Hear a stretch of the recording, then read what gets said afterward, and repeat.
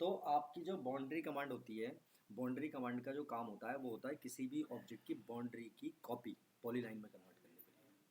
किसी भी ऑब्जेक्ट की बाउंड्री की कॉपी पॉलीलाइन में कन्वर्ट करने के लिए। जैसे देखो मैं यहाँ से इसको एक बार और करता हूँ, F enter, R enter, 0 enter, M enter. ये यहाँ से जो है फिलिट सही नहीं होगा इसके ऊपर। अगर आपका सही से जॉइंट ना हो तो एक बार उसको फिलिट कर लेना जहाँ जहाँ जो यहाँ से दिक्कत है।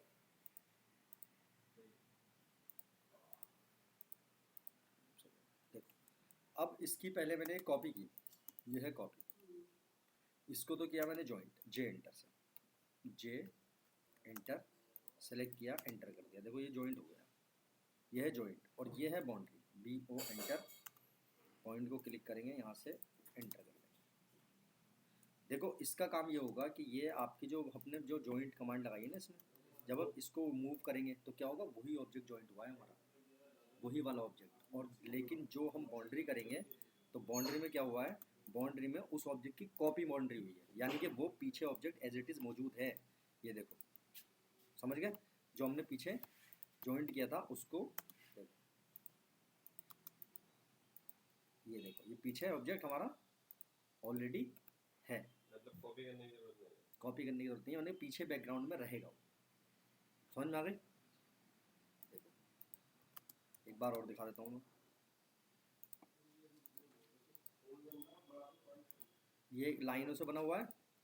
अब देखो, अब एक तो हमने जॉइंट किया, सेलेक्ट करके एंटर, ये हो गया जॉइंट। यही वाला ऑब्जेक्ट जॉइंट हुआ होगा, ये देखो।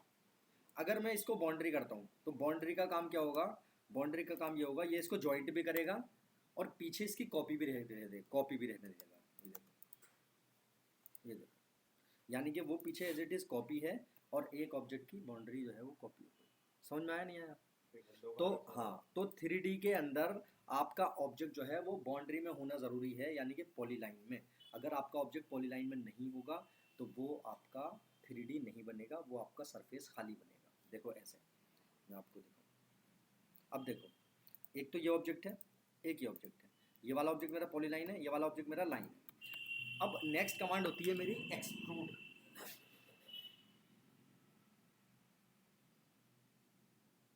एक्सट्रूड, EXTRUD, ये क्या करती है,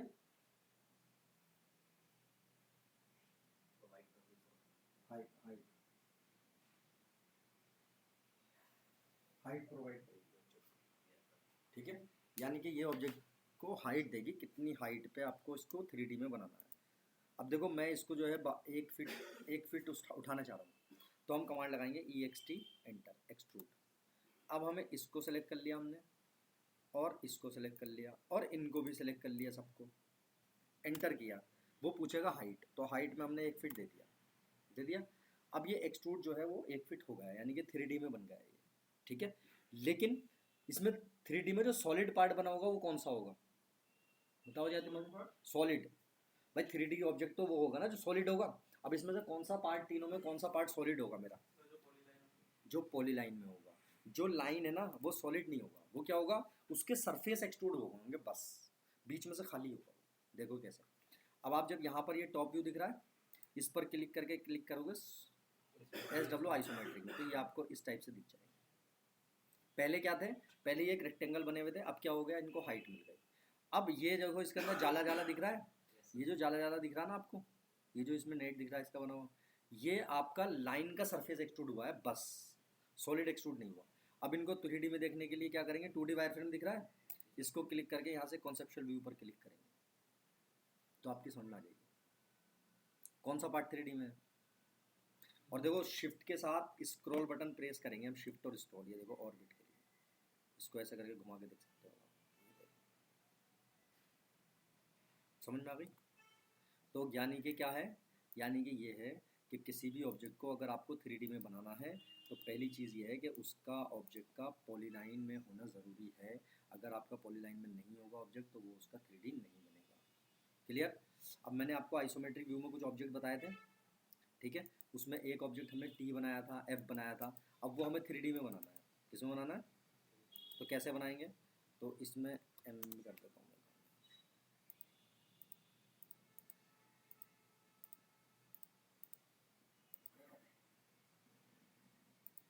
देखो REC एंटर, हमने 100/100 का एक स्क्वायर लिया, 100/100 का एक स्क्वायर ले लिया और इसको एक्सट्रूड किया 100 ही। अब देखो जो स्क्वायर है ना, ये वाला जो रेक्टेंगल होगा, पॉलीगन होगा या आपका सर्किल होगा, ये ऑलरेडी पॉलीलाइन होती है, इनको जरूरी नहीं है बाउंड्री करना। तो एक्सट्रूड कमांड लगाया, EXT एंटर, ऑब्जेक्ट को ऐसे करके सेलेक्ट नहीं करेंगे, ठीक है, हमें बस ऐसे करके क्लिक करना है, एंटर, और उसके बाद उसकी हाइट दे दी, सॉरी 1000 देती है, गलती हो गई।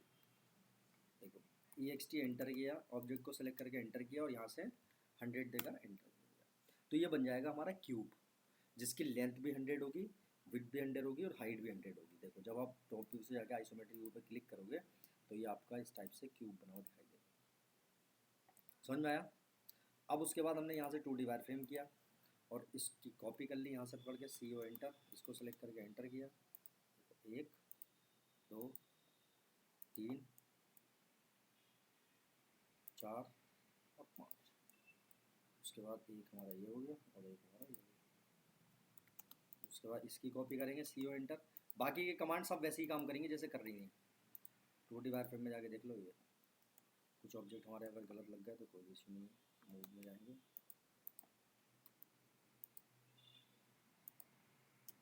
मूव कमांड लगा दिया हमने, कौन सी, बाकी सारे कमांड वही काम करेंगे जैसे चल रही है। देखो टी बन गया, जैसे 2D में कर रहे थे। आया समझ में?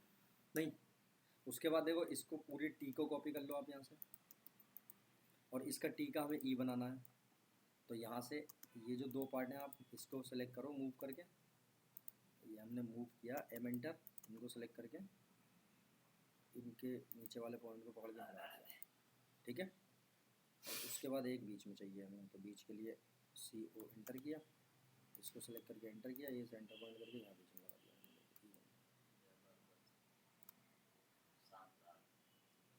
ठीक है। अब निकालो ज़रा बुक जो थी मैंने दी थी आपको, बुक कहाँ है, उसमें 3D में कुछ ऑब्जेक्ट बन रहे होंगे वो बनाने वाले। और देखो 3D में ऑब्जेक्ट बनाने के लिए आपको पता क्या किस चीज़ की ज़रूरत पड़ेगी, आपको उनके व्यूज़ की ज़रूरत पड़ेगी कि कौन कौन से व्यू हमें चाहिए 3D में बनाने के लिए। सबसे पहले आइसोमेट्रिक व्यू जो कराया था वो निकाल लो।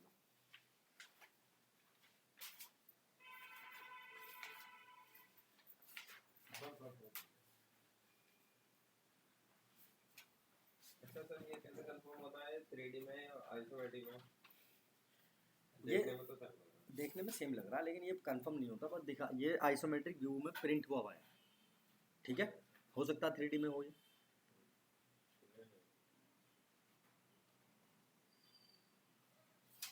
वैसे तो ये अगर इस टाइप से देखा जाए अब तो ये 3D में है।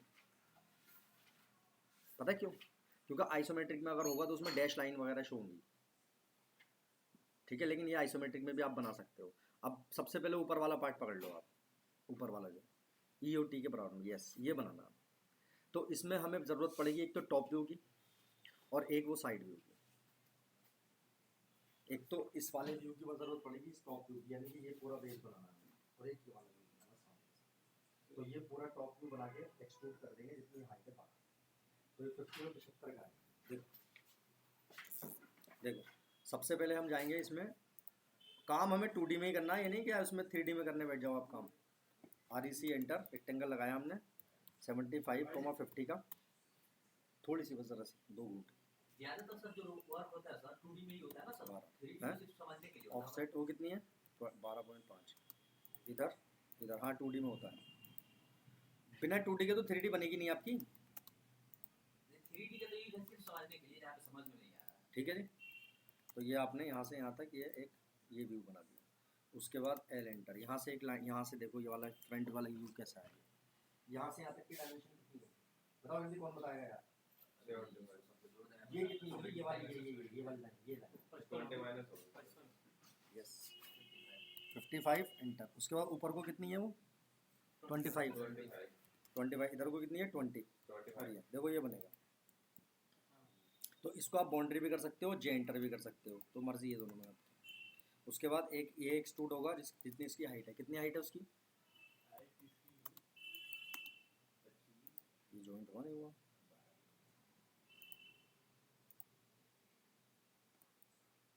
हैं? कितनी हाइट इसकी? 25 तो इसकी हाइट 12 है 12 का अच्छा ये नहीं। और उसकी कितनी है?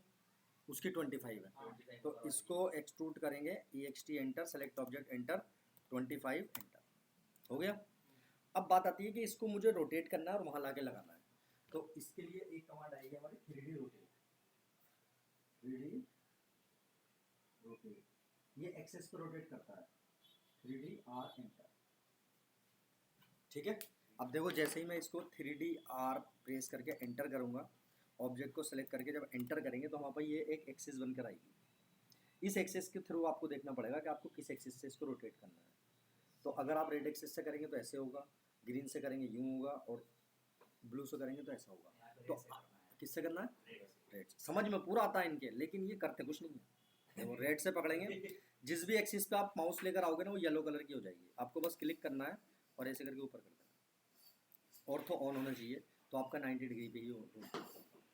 उसके बाद आपने इसको मूव किया, एम एंटर, इसको सेलेक्ट किया यहाँ से पकड़ के और इस पॉइंट पे जाके लगा दिया, ये देखो। और यहाँ से आपने 2D वायरफ्रेम पे जाके देखा। अच्छा ऐसे नहीं कर अब मुझे ये बताओ कि ये ऑब्जेक्ट एक है या दो है? 2 मिनट सर। अभी ये दो ऑब्जेक्ट है या एक है? एक तो है दो सर। है सर अच्छा, Joint wing एक है सर।